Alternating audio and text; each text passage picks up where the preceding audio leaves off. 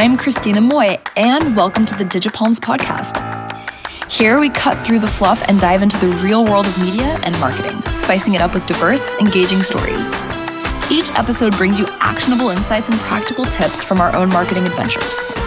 Whether you're a startup founder, a seasoned marketer, or just a curious listener, there's something here for you. Ready to transform your marketing strategies into success stories? Join us to explore the art and science of media and marketing, learn from our successes and setbacks, and put our expert advice into practice. Don't forget to subscribe and visit thedigipalms.com for more. Let's get started.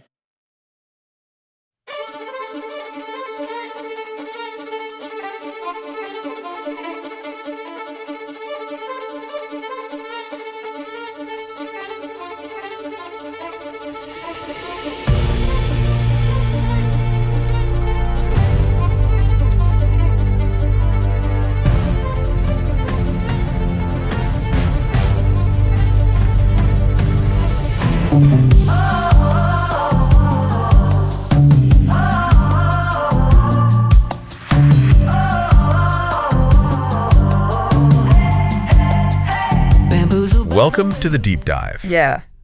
Today we are going to be looking at PR storytelling in 2025. Okay. And we've got Kenny Martinez's insights to guide us. Right. He's a PR expert who really gets how brands are winning and losing in this new landscape. Yeah, it's a whole new ballgame, isn't it? Yeah. So let's dive in. Yeah, we've gone from these carefully crafted press releases that nobody reads anymore to this world where one single tweet can make or break a company. Yeah. And I think back to that United Airlines thing a few years back. Oh, yeah. And they dragged the guy off the plane. Yeah, that was brutal. And it wiped out $1.4 billion of market value. Just like that. Just because they mishandled the narrative. Yeah, they totally fumbled it. Yeah. And contrast that with how Netflix handled their server crash during the Stranger Things finale. Oh, that's right. They just owned it, made a joke about it, Yeah. and turned a potential disaster into a moment of connection with their audience. Right. It's pretty amazing. Yeah, I think it shows the power of authenticity and humor. Yeah, it's not just about avoiding bad press anymore. It's about building relationships through storytelling. I think so. But how do you do that when everyone's bombarded with information 24/7? Yeah, that's where this whole idea of the death of the press release comes in. Okay. Martini argues that the traditional press release is basically just noise in a world where journalists are just drowning in AI-generated pitches. Yeah, that makes sense. Yeah. So how do you cut through the noise? If I'm a brand trying to get my message out there, what am I supposed to do? Think Patagonia. Okay. When they launched their climate initiative, they didn't just blast out some generic press release. Right. They created these micro stories that were tailored for different platforms and different audiences. Oh, I see. So it's like recognizing that people consume information differently depending on if they're on TikTok or LinkedIn. Exactly. And it speaks to this growing authenticity radar that audiences have developed. They can smell a manufactured story a mile away. So are you saying brands need to be more transparent, even vulnerable? That seems kind of risky, It is risky. especially during a crisis. Yeah, but that's what Airbnb is doing. Really? They're streaming their internal meetings during crisis moments. Wow. It's like saying, hey, look, we're not perfect, but we're working on it. That's a bold move. Yeah. I can see how that builds trust. Yeah. But how do you scale that kind of authenticity when you're a global brand? Well, Martini calls it building narrative ecosystems. Okay. It's about creating interconnected stories across different platforms I see. while staying true to your core message. Think about Beyond Meat's campaign on sustainable food. Right. It looked and felt totally different on TikTok than it did on LinkedIn, but the core message was the same. Okay. So it's like having a unified brand narrative that can adapt to different contexts. Exactly. But hasn't that always been the goal of good PR? What's so different in 2025? It's the level of audience participation. It's not just about telling stories at people anymore. It's about telling stories with them. Oh, you mean like user-generated content and influencer marketing? Yeah, but it's evolving. Think about how Tesla turned those critics of their battery recycling practices into story participants. Oh yeah, how did they do that? They created a platform where customers could actually track their car battery's journey from creation to recycling. Oh, that's cool. It turned a potential PR nightmare into a transparency win. It's like empowering your audience to become part of the story. Yeah. I like that. But what happens when a crisis hits and you don't have time to craft these elaborate narrative ecosystems? Well, speed is still crucial, but authenticity trumps perfection. Mm. Remember when Spotify's AI DJs started playing inappropriate content? Oh, yeah, that was a mess. Their CEO went live, apologized, and you could see the team working on a fix in real time. It felt very human, even a little messy. Yeah. But they gained back trust really quickly. Exactly. It's a great example of how vulnerability can be way more effective than a polished corporate statement, especially in the age of virality. Right, where news spreads in like seconds. Yeah. It seems like PR in 2025 is about being more proactive. Yeah. Anticipating potential issues before they blow up into a full-blown crisis. Right. And that's where data comes in. Right. It's no longer just about measuring impact. It's about using data to predict and shape narratives before they even happen. Wait, hold on. You're telling me brands can actually predict PR crises before they occur? How is that even possible? Think of it like weather forecasting. Okay. But for public opinion, I see. predictive analytics can analyze vast amounts of data, like social media trends, news cycles, even economic indicators to identify potential threats and opportunities. So instead of just reacting to a crisis, brands can get ahead of it and proactively address concerns before they become a PR nightmare. Exactly. Like Apple. They knew that people were worried about AI privacy, Right. so they proactively released their AI ethics framework, controlled the narrative before it could spiral out of control. So PR is becoming like a strategic forecasting tool. Yeah. Almost like a crystal ball for brand reputation. In a way, yeah. It's about using data to anticipate challenges or craft authentic responses and really guide the conversation in a way that benefits the brand. It seems like PR is becoming less about spin and more about genuine engagement.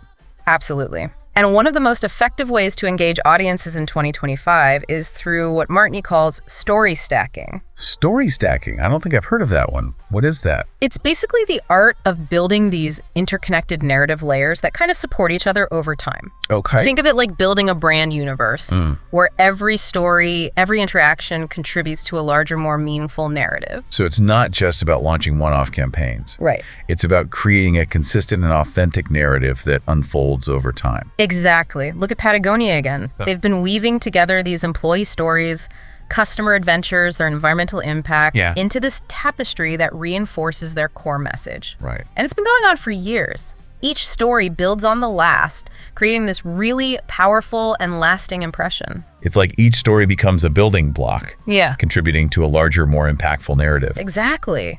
And that's what separates the brands that are really winning in this new landscape. They're not just telling stories, they're creating worlds.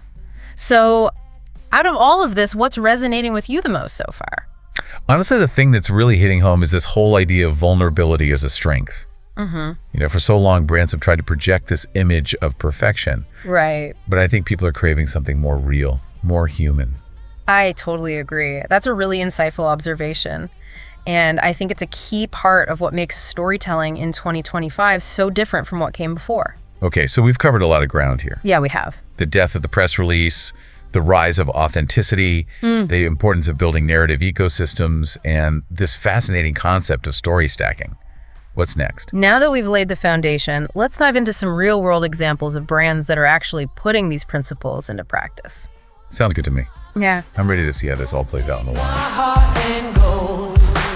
Fool me once, won't fool me no more. Fool me. Welcome back. All right, so in this part, we're going to get into some real-world examples of brands that are nailing PR storytelling in 2025. Right.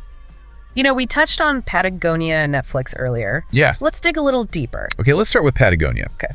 They're a brand that has been consistently winning at PR for years, Yeah. and they've really stepped up their game in 2025. Yeah. You mentioned their micro-story approach earlier, which is a great example of tailoring content for different platforms. Right, and it's not just about the format. It's about understanding the different audiences on each platform. Exactly. A story that might kill on TikTok could totally fall flat on LinkedIn. Right. But what's really impressive is how Patagonia weaves these micro stories into a larger brand narrative. Okay. They understand that people trust people. Yeah. So they put their employees front and center. I see. So they're not just talking about sustainability, they're showing you the faces behind it. Exactly. Building that human connection. Remember their Don't Buy This Jacket campaign a few years back? Oh yeah, that was a classic. That was a masterclass in counterintuitive marketing. By telling people not to buy their products, Mm-hmm. they actually generated more buzz and reinforce their commitment to sustainability. Exactly. It was bold, but it worked.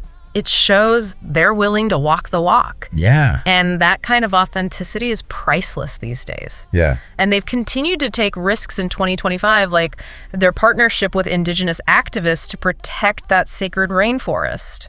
Instead of just donating money, they gave the activists a platform to share their stories and raise awareness about the issue. Exactly. It's a powerful example of community-led storytelling that aligns perfectly with their brand values. Right. Okay, let's talk about Netflix.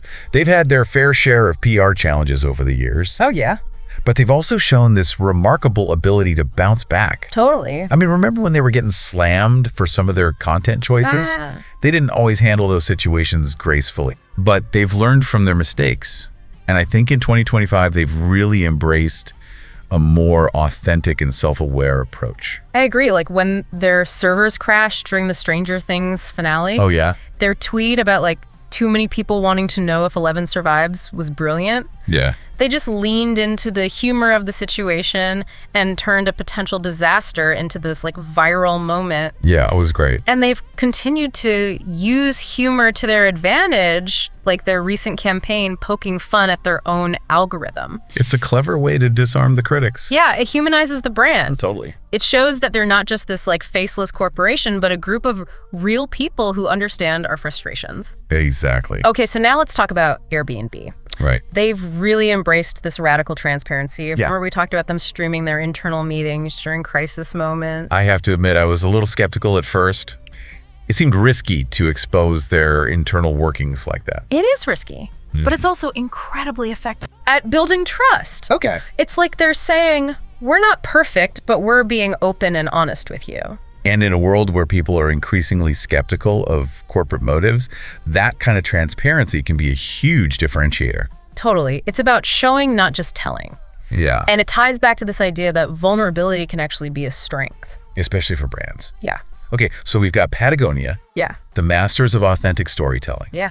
We've got Netflix, the comeback kids, who are not afraid to laugh at themselves. And we've got Airbnb, the champions of radical transparency. Yes. Any other examples we should look at before we wrap up this section? Yes. Let's finish up with Tesla. Okay. You know, they're a company that's always in the news, Always. often for controversial reasons. Right. They're not exactly known for being humble or playing it safe. No, but they have mastered the art of controlling the narrative. They have. You remember when they were getting criticized for their battery recycling practices? Instead of getting all defensive, they just created a platform where customers could track their car battery's journey from creation to recycling. It was a brilliant move. It was. It turned their critics into story participants, and it showcased their commitment to sustainability in this really tangible way. Exactly. And they've continued to use that strategy of turning potential negatives into positives in 2025.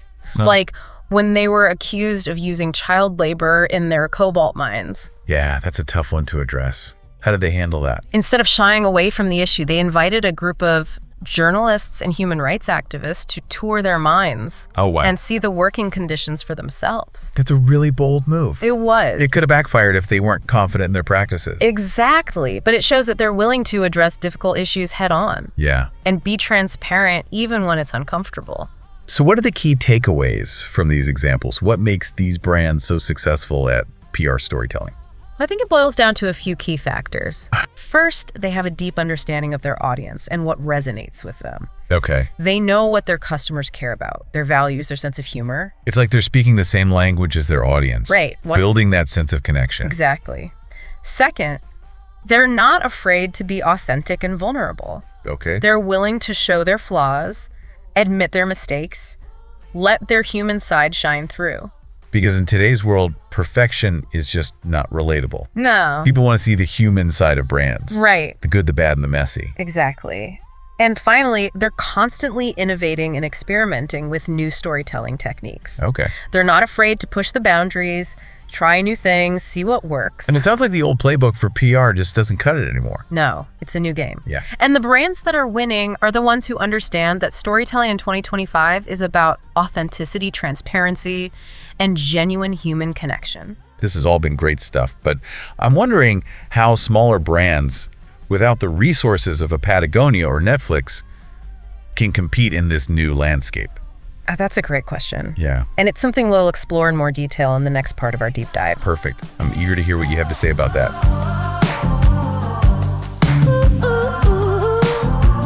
I can't even. Welcome back to the deep dive. Yeah, it feels like we've covered a lot of ground today. We have. We've explored the death of the press release, the rise of authenticity, Right. the power of story stacking.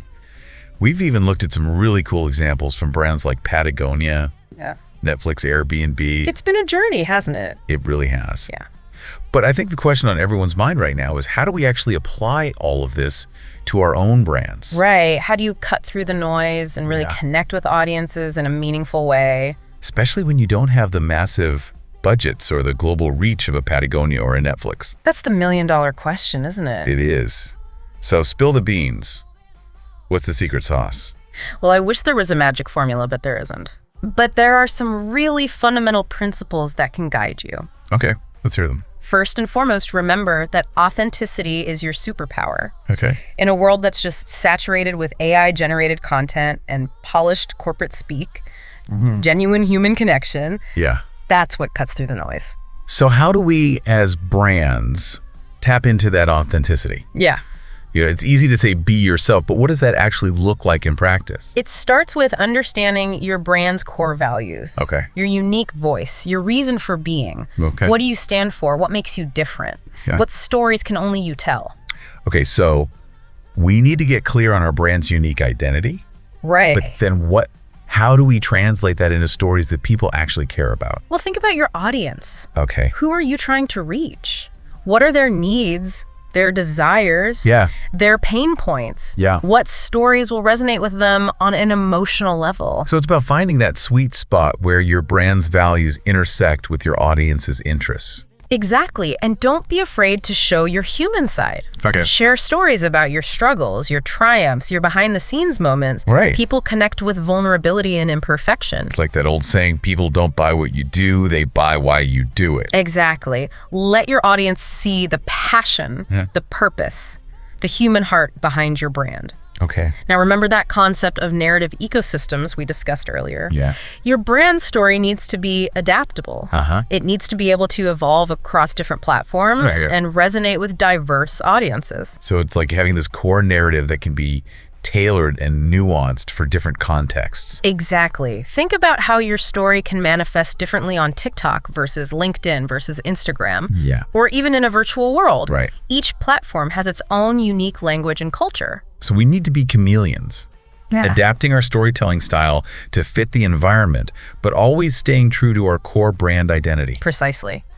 And speaking of adapting, don't underestimate the power of community-led storytelling. In 2025, it's not enough to just tell your own story. Right. You need to empower your audience to become part of the narrative. So how do we do that? How do we encourage our audience to participate in the storytelling process? Well, invite them to share their experiences, their perspectives, their stories. Good. Create platforms for dialogue and engagement. Turn your customers into brand advocates, your critics into collaborators. It's about shifting from a broadcast model of communication to a more collaborative and participatory approach. Exactly. And, technology can be a really powerful tool in facilitating that shift. Yeah. We talked about AI and how it can be used to analyze data, predict trends, and personalize messaging. Right. But I think it's important to remember that technology should enhance our storytelling, not replace it. I agree. At the end of the day, it's still about human connection. Absolutely. Use AI to gain insights, Okay. but don't let it stifle your creativity or your human touch. Remember, the most compelling stories are the ones that come from the heart. Okay. So to recap, authenticity is key. Yes. Know your brand, know your audience, and don't be afraid to show your human side. Yeah. Build a narrative ecosystem that adapts to different platforms. Right. And empowers your audience to participate in the storytelling process. Yeah. Did I get it all? You got it. And, don't be afraid to experiment. Yeah. To try new things, to push the boundaries of traditional storytelling. Yeah. The PR landscape is constantly evolving. Yeah. And the brands that thrive are the ones who embrace change and innovation. It's an exciting time to be in the world of PR. There are so many new tools and platforms at our disposal, and the potential for creative storytelling is limitless. It is. And remember, the future of PR isn't about controlling the message. Okay? It's about inspiring the conversation. I like that. It's not about dictating what people should think, No. but rather creating a space for dialogue, engagement, and genuine connection. Think of your brand story as a spark that ignites a fire of conversation, a catalyst for meaningful interactions and shared experiences. So as we conclude our deep dive into PR storytelling in 2025, Right? remember this: the most powerful stories are the ones that are authentic, engaging, and ultimately human. Well said. Craft your narrative with care, embrace the power of technology, and never stop experimenting. Because in a world that is just absolutely saturated with information, it's the brands that tell the most compelling stories that will capture hearts and minds. And on that note, we'll leave you with this parting thought.